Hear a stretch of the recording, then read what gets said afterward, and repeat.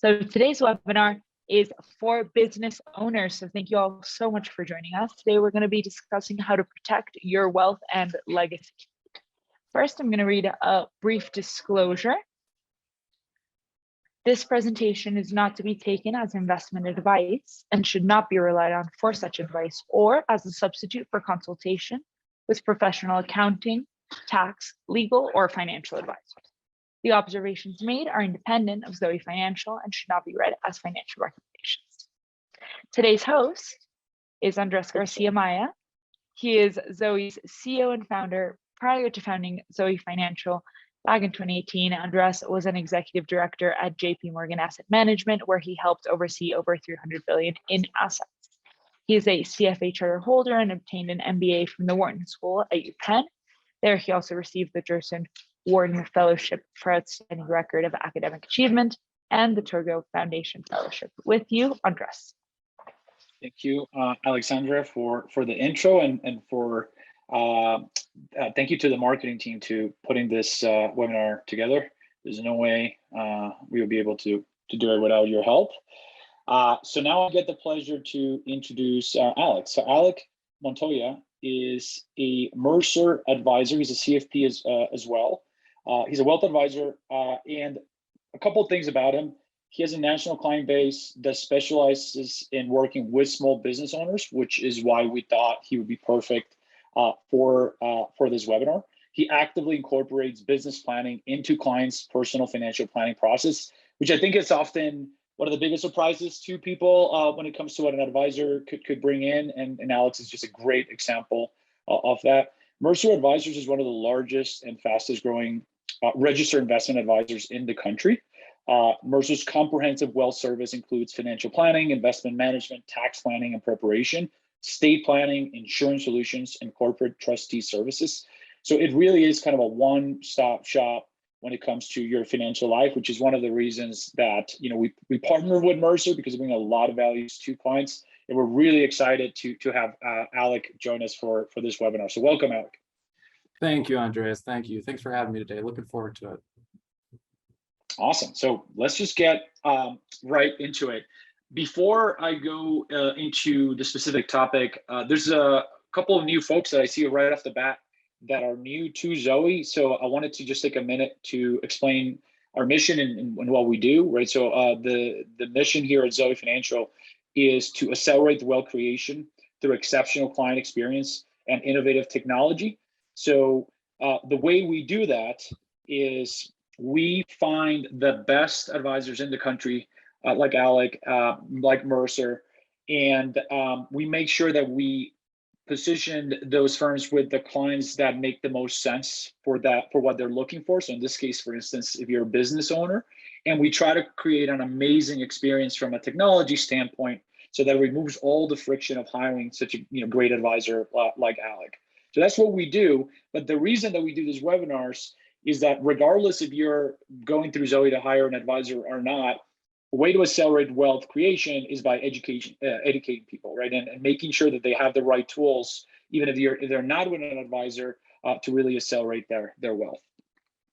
So during this webinar, we're going to discuss industry trends. We're also going to talk about what your ideal financial plan might look like. Making your money grow outside of your business, that's an important one for business owners. Often you kind of like put it all on your business, so how to think about money, growing your money outside of the business. And then we're going to have a conversation on different retirement strategies. And then we'll make sure to have plenty of time for questions to ask Alec. All right, so let's just get started. And we thought this would be a great quote to get the conversation going. 2/3 of wealthy business owners said that the COVID pandemic pulled forward their plans to sell their business or retire, right? So some of you that are joining might kind of have that as a reason for joining. Well, you're not alone, right? This is something that a lot of wealthy business owners have in the back of their mind, and one of the reasons that we thought it would be an interesting topic to bring forward. So let's start with core financial planning areas, and I'll just kind of frame the question here, and Alec, you take it away. The first thing that we thought we would address is the legal structure of your business, it's important to get it right from the beginning, depending on what is it that you want out of your business, right? And how you want to structure it. So what are the elements that come into play when thinking about legal structures, as well as what protection, tax planning opportunities can you receive depending on the legal structure that you said. So I'll frame it and then I'll leave it up to you, and I'll just kind of start showing some of the different structures as you speak through them. So thank you, Andreas. From a legal structure standpoint, when I think about the legal structure of your business, it is a way to protect yourself from personal liability. So the business at some point in time may incur some sort of liability, whether that's from a lawsuit or something along those lines. And as an owner, you very likely accumulated assets outside of the business. So the legal structure of your business is important so that you can protect your personal assets. There's several different types of ownership that you could, in terms of how you could structure your business. And there's the type of structure is going to depend on a lot of things. It'll depend on your industry. It'll depend on the revenue and profitability of the business, how many employees you have. Just starting from the most simple form of ownership, the sole proprietorship, that requires no work on the front end in terms of legal documents. This is truly the easiest form of small business ownership to establish. The problem with this form of ownership is your personal assets are exposed to liability. The other forms of business ownership listed on this page can provide protection to your personal assets, as well as, like Andreas pointed out, they can provide tax planning opportunities. So there are ways to structure your business in terms of an LLC, limited liability company, maybe a partnership, a C corporation, an S corporation. Now, when I sit down and have conversations with clients, your business may even be segmented in terms of two different types of companies. For example, let's say your operations are established as an S corporation. This would allow you as the owner to draw a wage, a set salary. And then maybe you own some sort of building or property, and that building is sheltered under an LLC. So you have your operations under an S corp, your building or physical assets listed under a limited liability company, an LLC. This would allow you then to structure your income in several different ways. Through that S corp, you would have wages.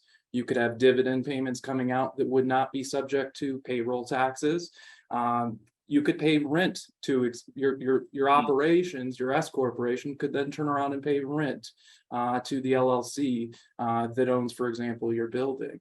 That rental income would also not be subject to payroll taxes. So little ways to shift the structure of your business and make an impact on your entity's total taxes paid. If your business is very large, in terms of revenues and profitability, it may make sense to go with a C corporation, where the tax brackets are entirely different.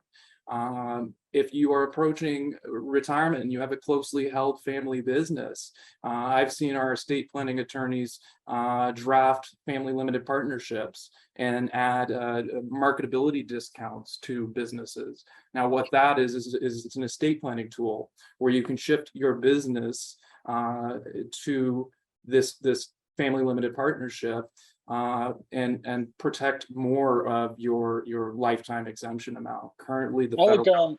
Go ahead. quick question: how difficult is it to switch from one to the other? There might be people that are dialed in to say, "Well, I can already pick mine, right? But maybe I didn't have the right one, right?" So, one, like how difficult that is, and two, is that something that you would be able to help them as part of being their advisor?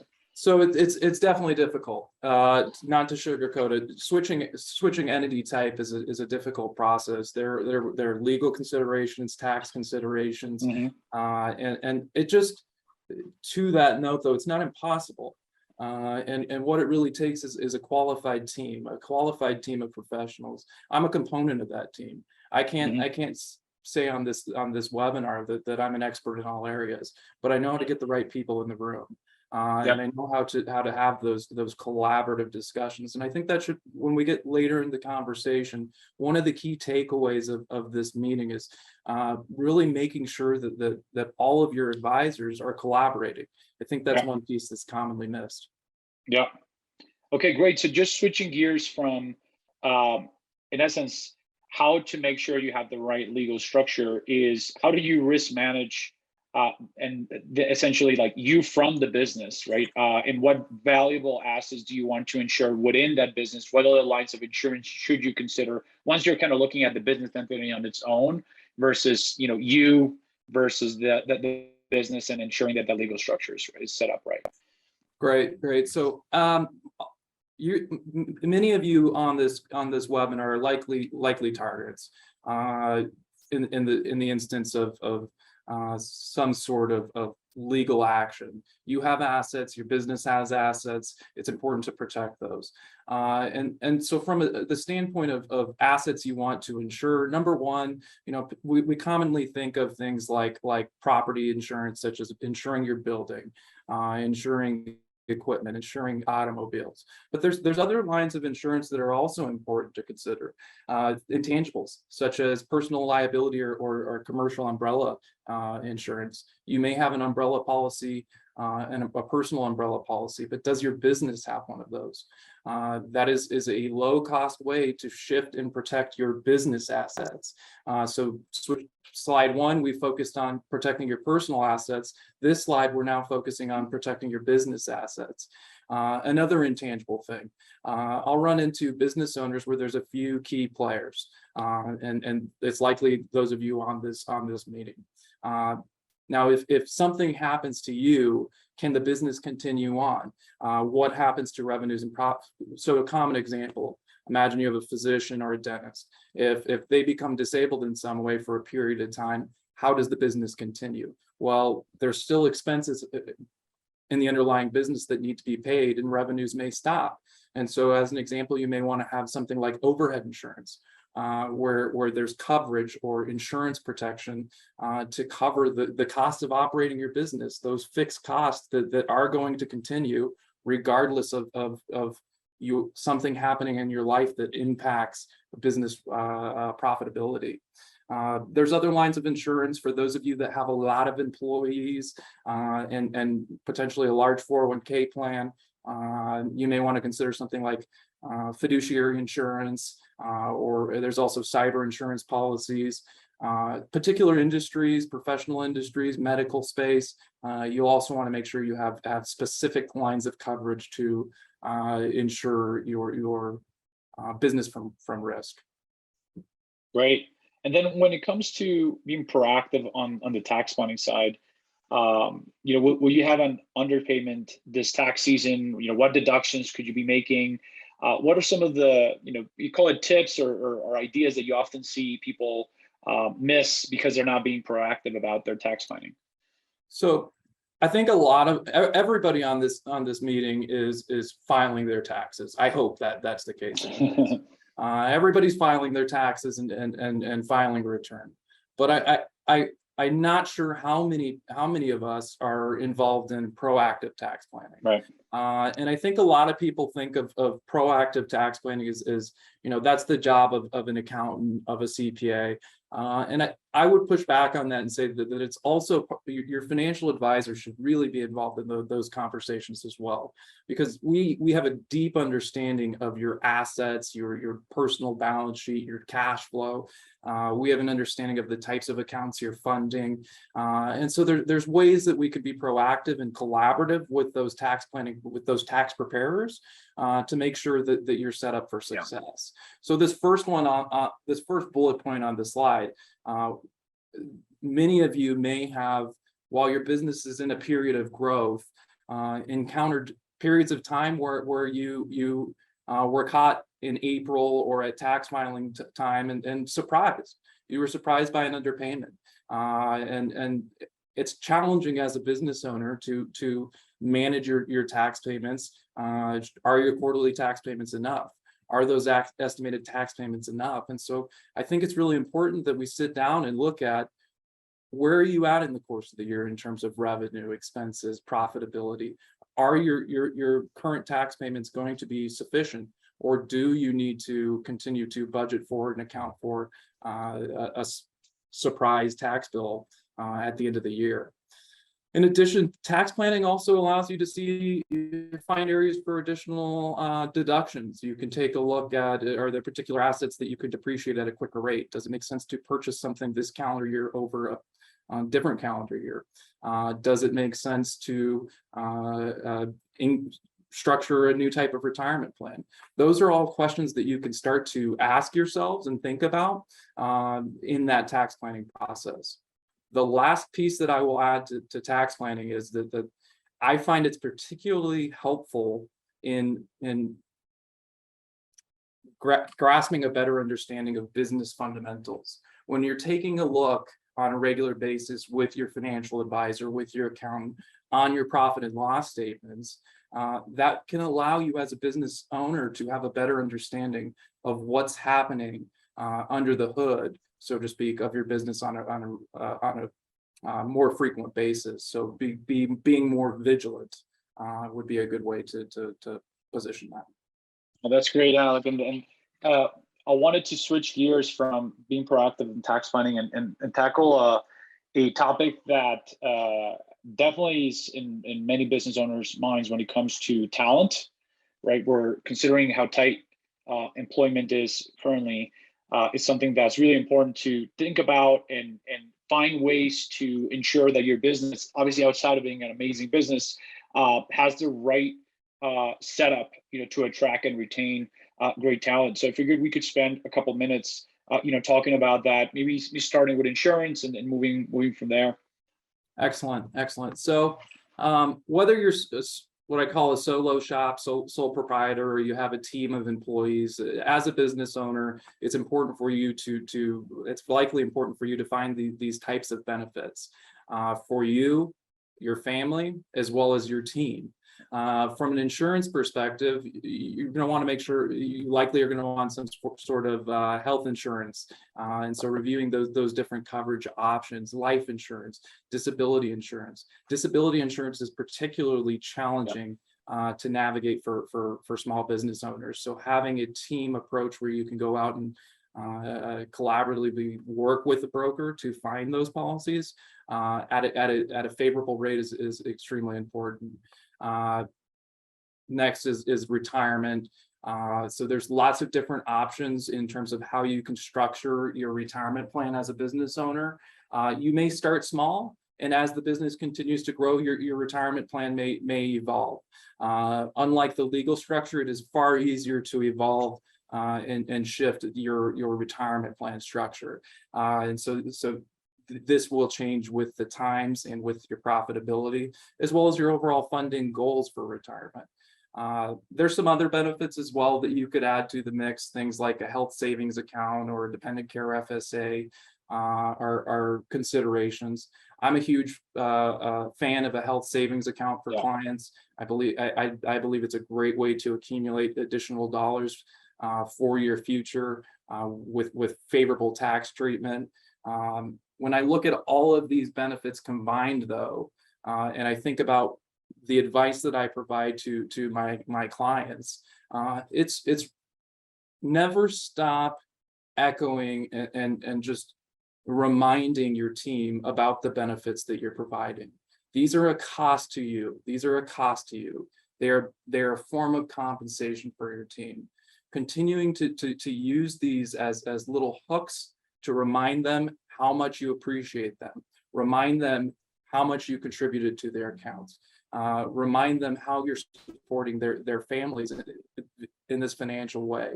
I believe that leads to a happier workforce and a team that's truly excited about where they work and how the company takes care of them.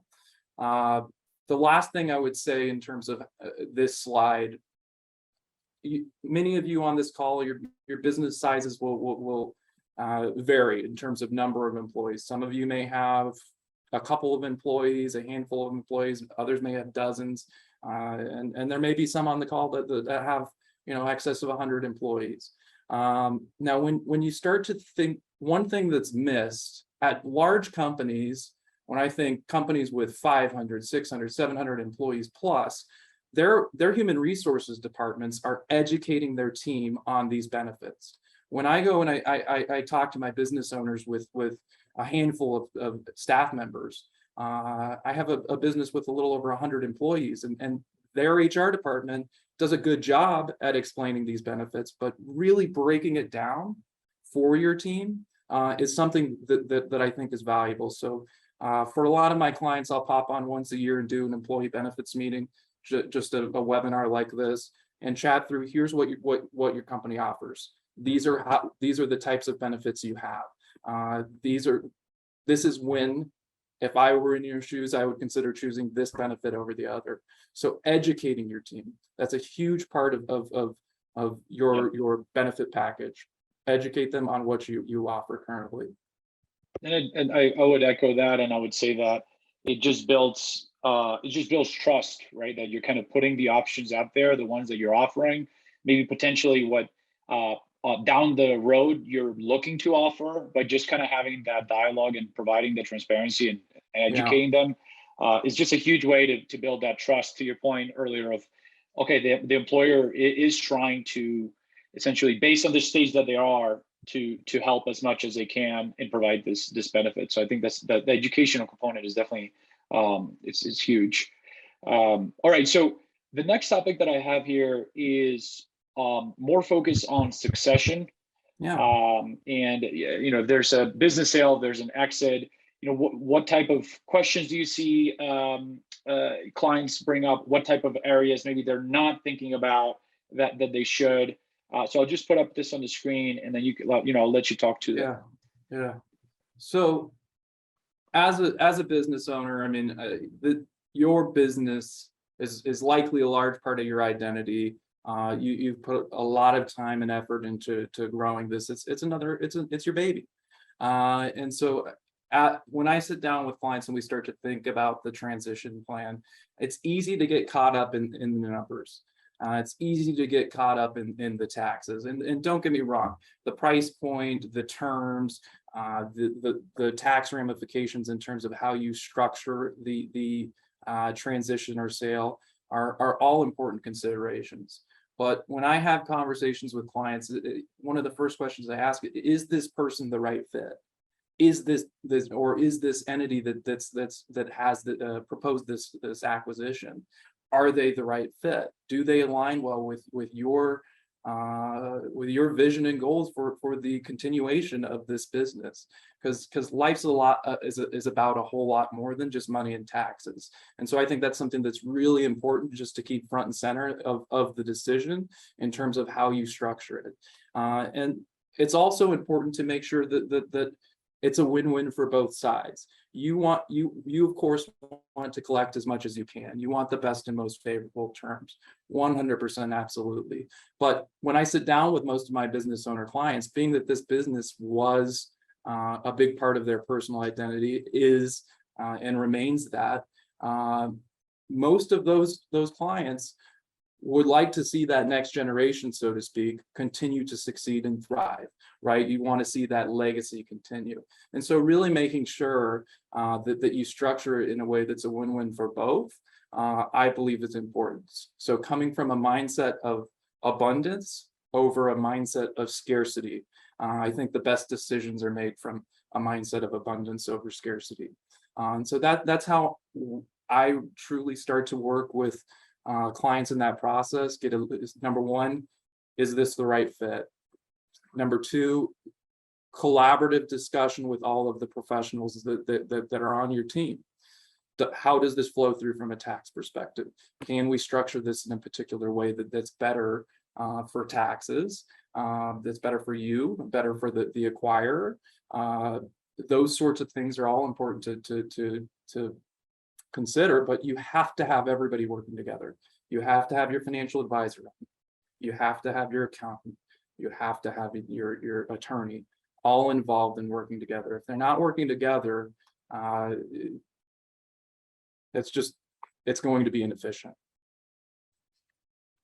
That's great. And I already saw via email a question came up that we'll save for the end. But yeah, this is definitely, I'm sure for all the people on the call, one of those where they don't often think about or outside of kind of a high level thought. Yeah. And having a discussion early on that, the earlier on you have it, the better. So thanks for those comments. So the next topic that we wanted to touch on is retirement strategies. And I know that you also had a case study to go through it, which I think is a great way to kind of showcase those nuggets of wisdom. So we'll just start kind of a high level going through some of these retirement strategies, and let you take it away, and I'll pepper in some questions as we go. Yeah, you can just throw them all up on the board. That's perfect. Sure. So from a retirement plan structure, there, like I said earlier on in the presentation, there are many ways you can structure your retirement plan offering to your employees, for yourselves. You can start with something simple, like a simple IRA. Literally simple is right in the names, very easy to establish, low cost. It offers a matching component where your staff can receive an employer match. Not a whole lot of reporting that you would have to do from an administrative standpoint. Another easy retirement plan to set up is a SEP IRA. Personally, I think the SEP IRA is a good account for someone on the webinar that doesn't have any other employees. So truly just a sole proprietor, right? One person shop. Maybe a husband and wife duo or a couple duo, where you have no other employees that you would have to make contributions for. I say that because a SEP IRA, any money that you put into your account in terms of percentages, you have to make the same contribution for staff. So if you put 20% of your income, 25% of your income into that account, you also have to put 20 to 25% of the staff's compensation into the account. So it becomes inefficient pretty quickly, especially as more employees are added. A solo 401k is a great retirement plan for a self-employed individual with no employees. This retirement plan can allow the both tax deferred as well as Roth IRA savings. So a little more flexibility here than the SEP IRA, which is all tax deferred or tax deferred monies that are contributed to the account. Most of the time, when I sit down with my clients and I look at retirement plans, I'm generally finding my clients in this bucket where we're establishing a 401k with a profit sharing plan. Now, the reason I say that is that the 401k and profit sharing plan provides flexibility. There's benefits for both the owner as well as the staff. You can contribute tax deferred. You can contribute to a Roth. As an employee, and as a business owner, you can add a match in that traditional 401k space.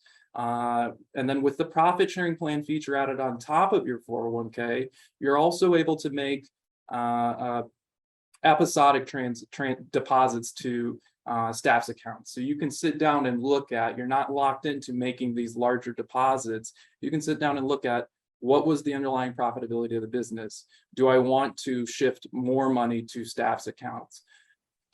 How much would it cost in terms of staff contributions for me as a business owner to shelter the $61,000 limit that's allowed in this plan? And so you can really sit down and look at, what's it going to take for me as the business owner to maximize my savings in the plan in terms, what is that going to cost me in terms of staff contributions? So that's generally where I see most of my clients fall, is in that 401k and profit sharing plan.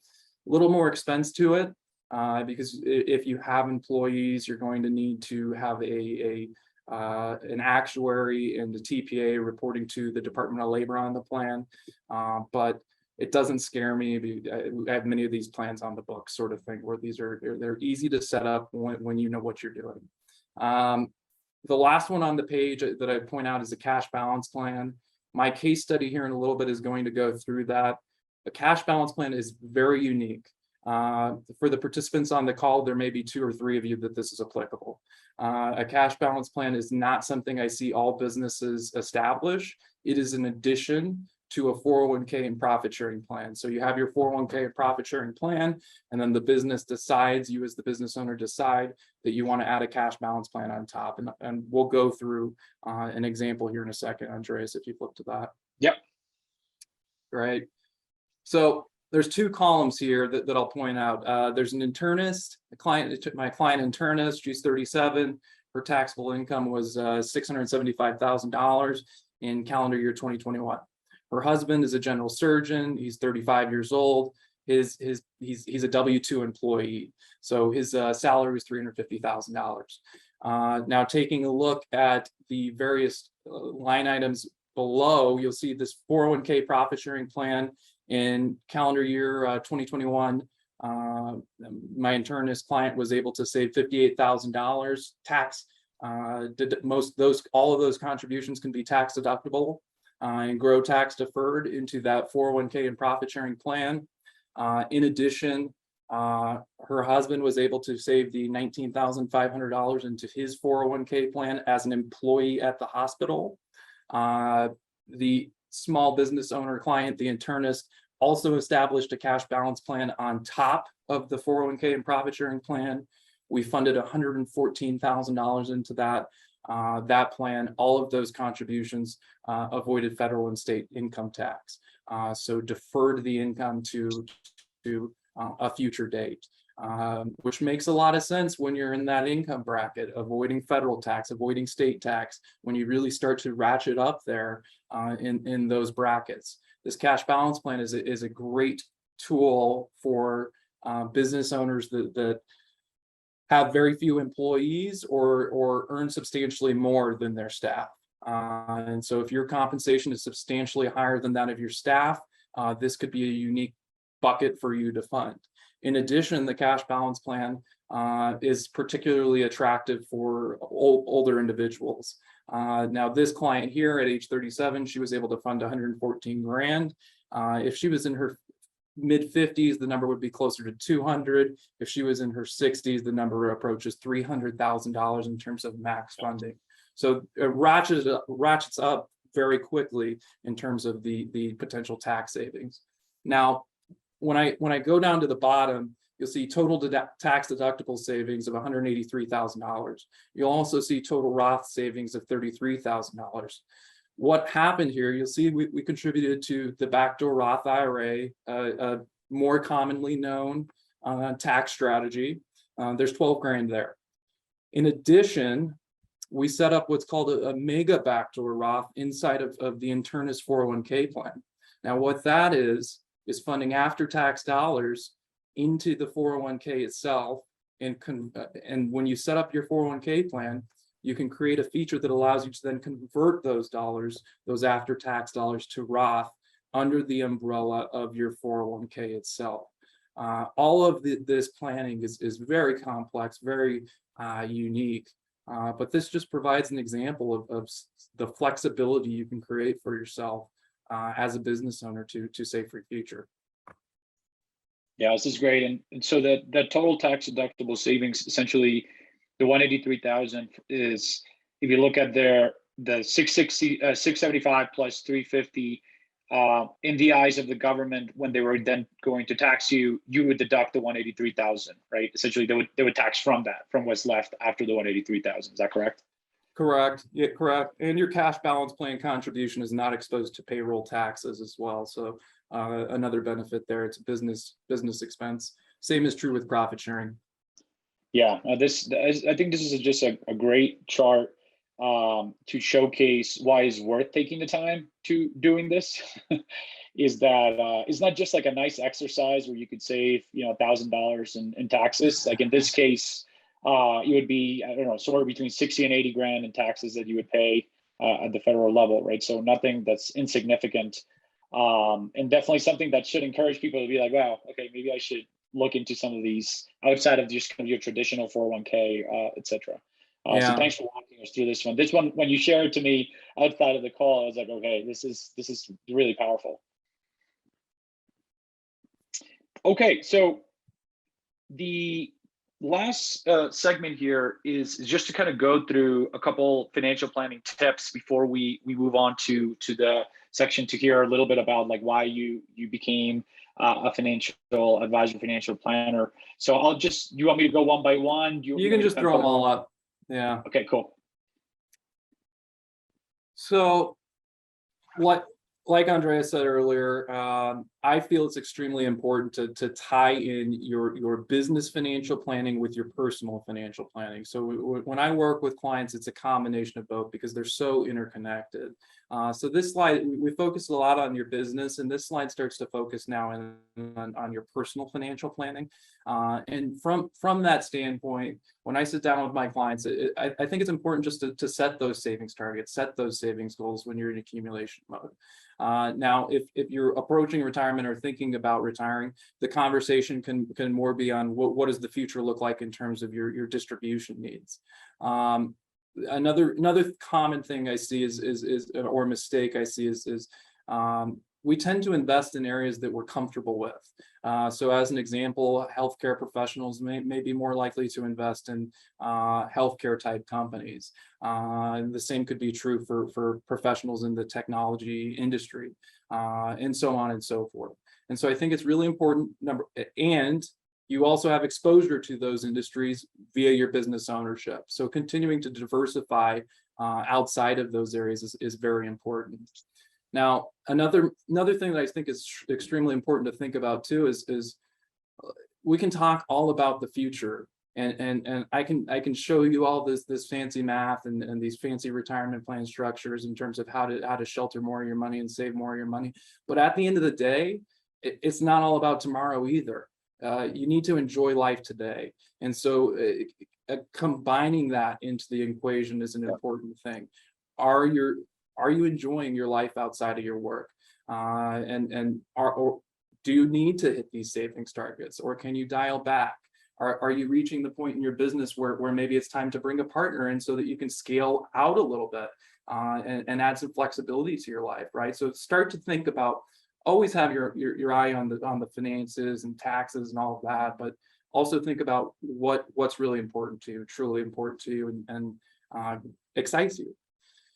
Another thing that I think is important is balance sheet optimization. So what I mean by this is having a clear understanding of where all of your assets and liabilities are at. Your assets, your investments, in my opinion, should be invested in different ways. So for example, do you have enough cash? You need to have your emergency funds personally and for your business. Moving on down to your taxable account. If you have a revocable trust or something like that, this account can give you some flexibility. So maybe this is invested a little less aggressively, since you can use the funds if you would like before age 59 and a half without IRS penalty. For your retirement accounts, I recommend my clients invest their Roth IRA assets more aggressively than their non-Roth IRA assets. So if you have something like a 401k or an IRA, those accounts can be, in my opinion, should be invested differently than the Roth.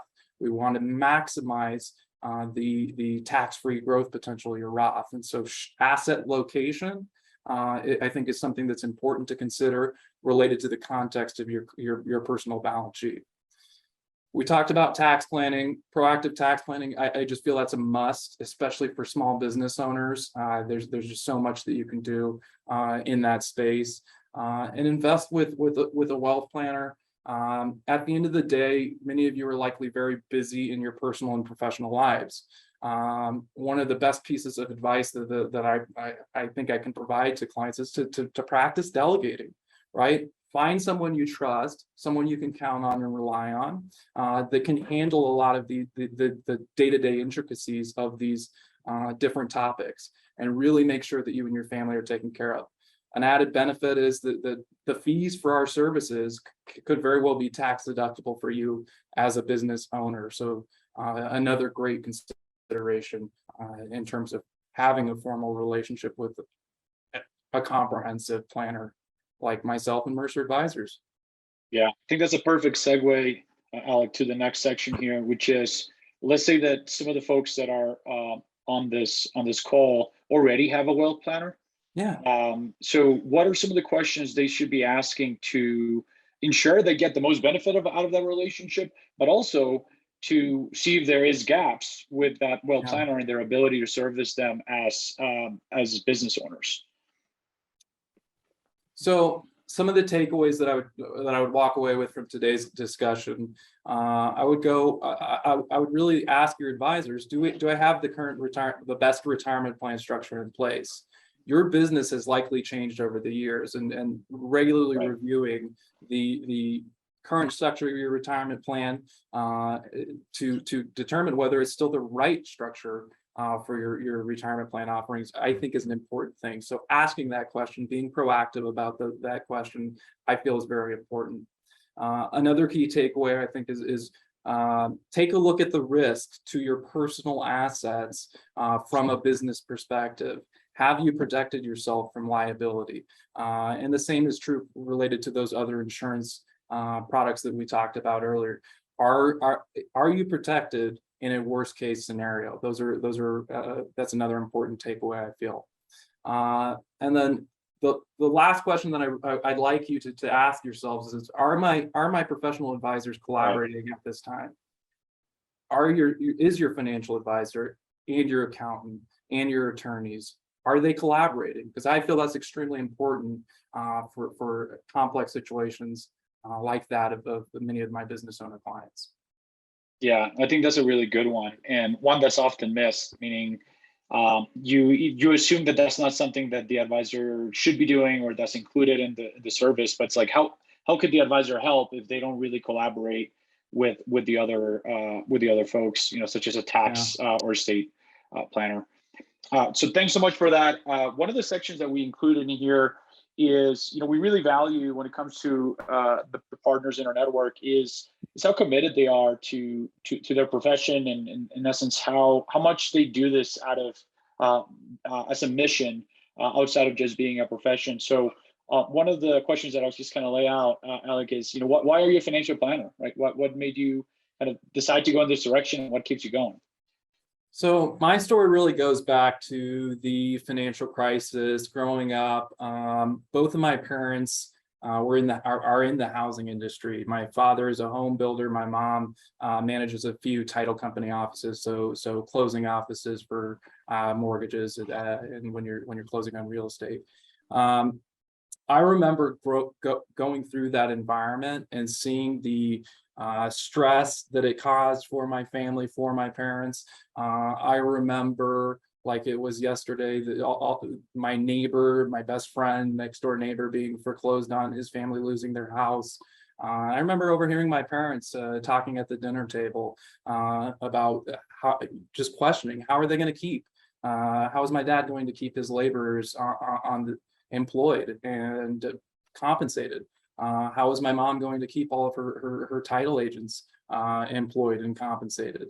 And so through that moment of just financial, just that dark moment really of the financial crisis, it led me to become extremely interested in the financial markets and the economy, and really in helping others prepare for and plan for both the best case and worst case scenarios in terms of making sure that they're okay, and making sure that their plan is one that accounts for many scenarios. And so that scenario, I think, is when I think back and look at it, that's the primary reason I got into this business of helping people and making an impact and being that trusted advisor. I really appreciate that. That's it's when it comes from a place of kind of that fuels you every day. It really it shows up, from our experience of having you in the network, where you really are trying to push. Everyone obviously wants to do well their profession, but there's something else to it as well. So thanks for sharing that. You're welcome. The last section here is just kind of this question keeps coming up as well when I look at, in essence, like, okay, how does Zoe help you, right? Like, what does the process look like, etc. So to keep it simple, right, we reject 95% of advisors, so you don't have to, right? We have a very robust due diligence process to ensure that the advisors that you're speaking with are of the highest caliber, have the aligned incentives to help you, and actually have the right skill set to help you based on your needs, right? So for instance, Alec has a lot of clients that are business owners, right? So if you're a business owner, that's someone who you're going to want to speak to. So that's the short version, just to keep kind of the Zoe highlight commercial in there short. And I do see we have questions, and I want to make sure that we get to them. So I'll just start right off the bat with some of the ones that have come in, Alex. So one is, how often should I update my estate plan as a business owner? I think it's a great one. So we recommend, our estate planning team recommends every 3 to 5 years. The reason for that recommendation is related to your financial and healthcare powers of attorney. Those can go stale after a period of time, where institutions, financial institutions, and potentially even healthcare institutions may not honor them after X amount of time, just in terms of them saying, well, it was signed so long ago, we don't know that that's still that individual's wish. And so every 3 to 5 years, our estate planning attorneys are updating our clients' documents in that respect. Related to your revocable trusts, wills, all of that, it typically makes sense to update those in a similar frequency, just due to changes in legislation. Awesome. Another one is, hold on, there's a couple which I want to make sure I pick the one time-wise that makes the most sense. Okay, can an advisor help me time my exit? Yes, I believe so. I think in the way that I would position it is that an advisor can help provide confidence in your current financial situation, right? Having a good understanding of where you're at today and what the future looks like from a projection standpoint, based on your lifestyle, based on your current assets, they can give you that peace of mind.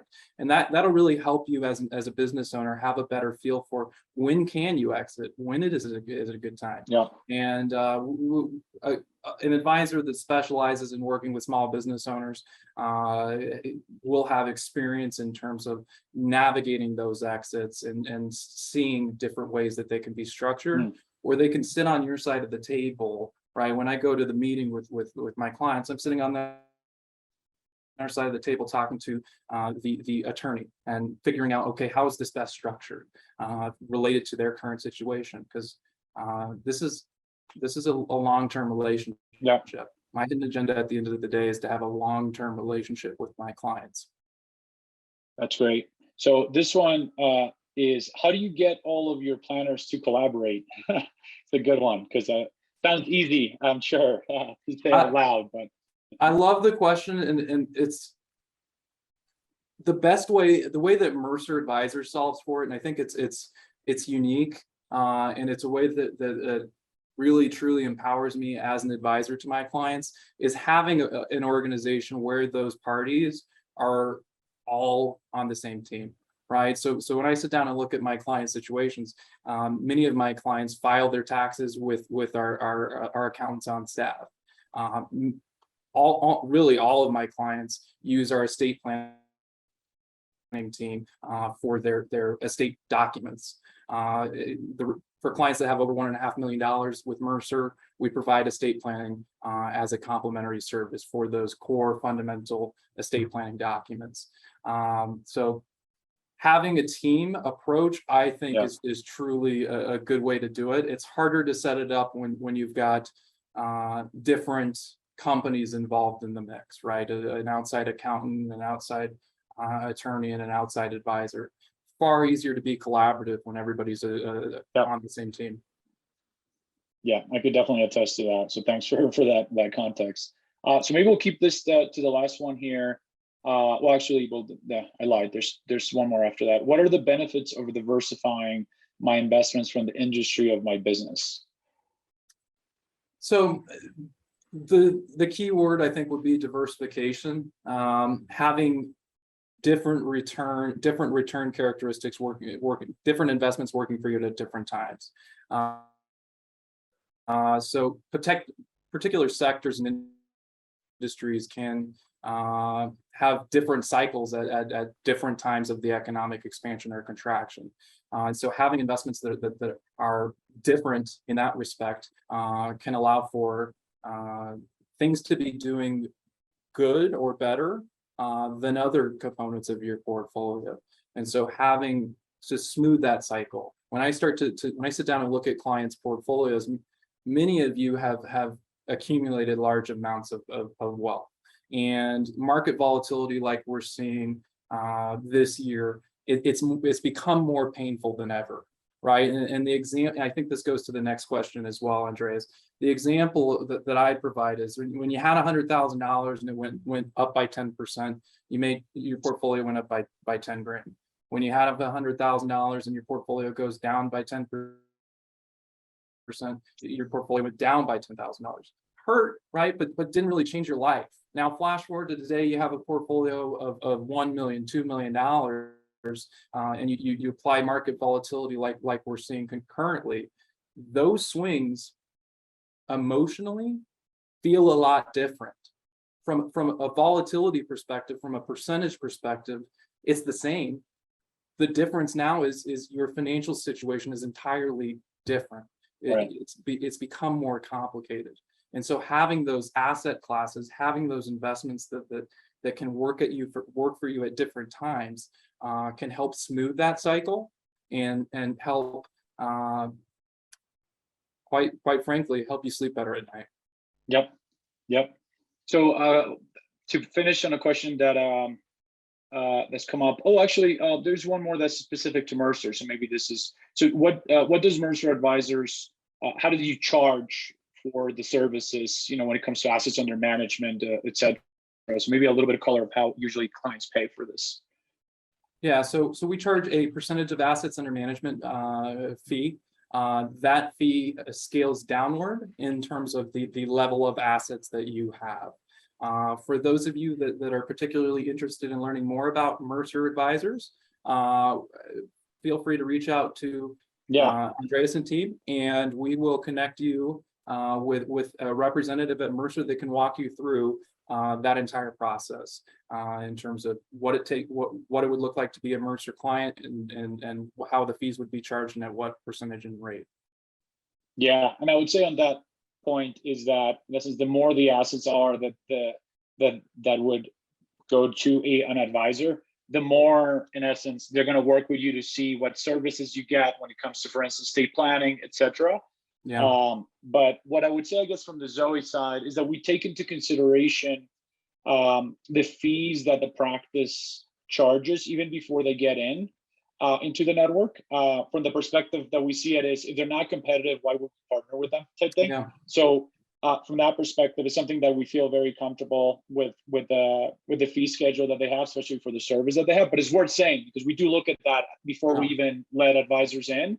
Because some advisors might be great, but they're charging, way outside of the market, and therefore it doesn't make sense for us to, for us to have them in the network. The other question that was here, and I think maybe this is just a good one to finish, and it's, I guess, tied to the one that just asked is, how do I go about potentially hiring Alec or someone like Alec? So just to close the thought there, these are the different ways in which you could reach us at Zoe. Right, so you could call number 646-680-9244 and talk to our concierge desk. You could go to our website, go to zoefin.com. You could fill out a Find an Advisor form and essentially get matched with the advisor that makes the most sense for you. Or you could email us as well, concierge@zoefin.com. The last thing that I would say is feel free to share this presentation if you have family, friends, other business owners that you think this could be helpful. We're going to send a follow-up email with this information, but if you don't see it coming your way or you missed it, you could just email us and we'll make sure to directly send it to your inbox. So with that, I want to thank Alec for joining us and giving us his time and his wisdom. So thanks so much for your time and for all that you do for your clients. Thank you, everyone. And thanks everyone for joining. Have a great one. Take care.